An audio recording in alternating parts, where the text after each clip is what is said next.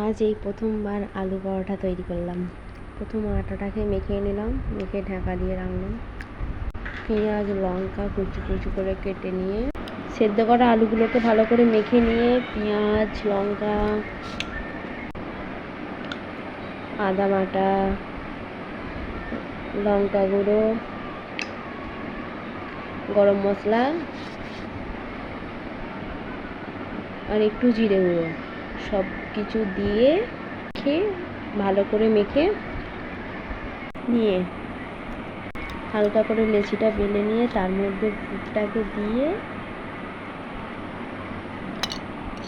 ভালো করে পাকিয়ে নিয়ে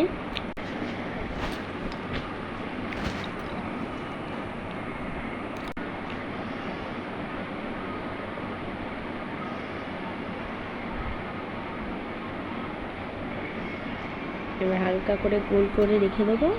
খানিকক্ষণ পর বেলে নেবো। এবার বেলে নিয়ে তাওয়াতে দিয়ে দেবো।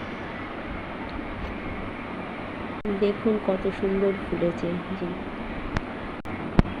শেষকাল আবার গ্যাস শেষ হয়ে গেছে, আবার উনুনে চাপাতে হয়েছে।